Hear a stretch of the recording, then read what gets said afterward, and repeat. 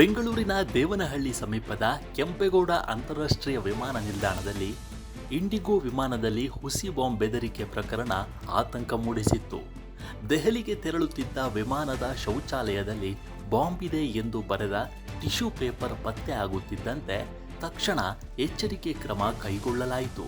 ವಿಮಾನದಲ್ಲಿದ್ದ 183 ಪ್ರಯಾಣಿಕರನ್ನ ಕೆಳಗಡೆ ಇಳಿಸಿ ತಪಾಸಣೆ ನಡೆಸಿದ ನಂತರ ಹುಸಿ ಬೆದರಿಕೆ ಎಂದು ಗೊತ್ತಾಗಿ ಸಿಬ್ಬಂದಿ ನಿಟ್ಟುಸಿರು ಬಿಟ್ಟಿದ್ದಾರೆ. ಪೈಲಟ್ ಏರ್ ಟ್ರಾಫಿಕ್ ಕಂಟ್ರೋಲ್ಗೆ ಮಾಹಿತಿ ನೀಡಿದ ನಂತರ ವಿಮಾನದಲ್ಲಿದ್ದ 183 ಪ್ರಯಾಣಿಕರನ್ನ ತುರ್ತಾಗಿ ಕೆಳಗಿಳಿಸಿ ಸಂಪೂರ್ಣವಾಗಿ ತಪಾಸಣೆ ನಡೆಸಲಾಯಿತು. ಕೆಲಕಾಲ ಆತಂಕದ ವಾತಾವರಣ ನಿರ್ಮಾಣವಾದರೂ ಯಾವುದೇ ಸ್ಫೋಟಕ ಅಥವಾ ಅನುಮಾನಾಸ್ಪದ ವಸ್ತು ಪತ್ತೆಯಾಗದ ಹಿನ್ನೆಲೆಯಲ್ಲಿ ಇದು ಹುಸಿ ಬಾಂಬ್ ಬೆದರಿಕೆ ಎಂದು ಅಧಿಕಾರಿಗಳು ಘೋಷಿಸಿದ್ದಾರೆ. ಇದಾದ ಬಳಿಕ ವಿಮಾನವು ನಂತರ ದೆಹಲಿಗೆ ಸುರಕ್ಷಿತವಾಗಿ ಪ್ರಯಾಣ ಮುಂದುವರಿಸಿದೆ.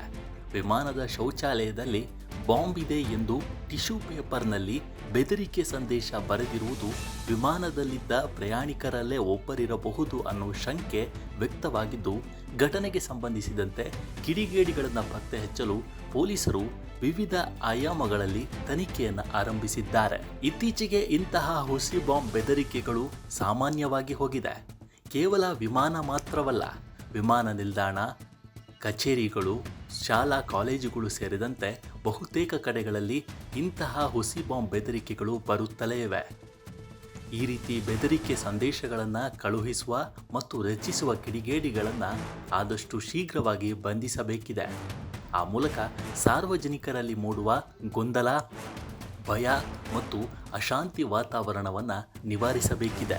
ಇದೀಗ ಇಂಡಿಗೋ ವಿಮಾನದ ಶೌಚಾಲಯದಲ್ಲಿ ಈ ರೀತಿಯ ಟಿಶ್ಯೂ ಪೇಪರ್ನಲ್ಲಿ ಬೆದರಿಕೆ ಸಂದೇಶ ಕಂಡು ಬಂದಿದ್ದು, ಕಿಡಿಗೇಡಿಯ ಪತ್ತೆಗೆ ಪೊಲೀಸರು ವಿವಿಧ ಆಯಾಮಗಳಲ್ಲಿ ತನಿಖೆ ಮುಂದುವರಿಸಿದ್ದಾರೆ.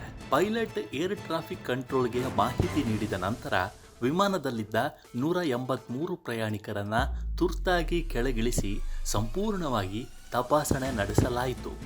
ಕೆಲಕಾಲ ಆತಂಕದ ವಾತಾವರಣ ನಿರ್ಮಾಣವಾದರೂ ಯಾವುದೇ ಸ್ಫೋಟಕ ಅಥವಾ ಅನುಮಾನಾಸ್ಪದ ವಸ್ತು ಪತ್ತೆಯಾಗದ ಹಿನ್ನೆಲೆಯಲ್ಲಿ ಇದು ಹುಸಿ ಬಾಂಬ್ ಬೆದರಿಕೆ ಎಂದು ಅಧಿಕಾರಿಗಳು ಘೋಷಿಸಿದ್ದಾರೆ. ನಮ್ಮ ಈ ವಿಡಿಯೋ ನಿಮಗೆ ಇಷ್ಟ ಆಗಿದ್ದರೆ ಲೈಕ್ ಮಾಡಿ, ಶೇರ್ ಮಾಡಿ ಮತ್ತು ನಮ್ಮ NCIB ಚಾನಲನ್ನು ಈ ಕೂಡಲೇ ಸಬ್ಸ್ಕ್ರೈಬ್ ಮಾಡಿ.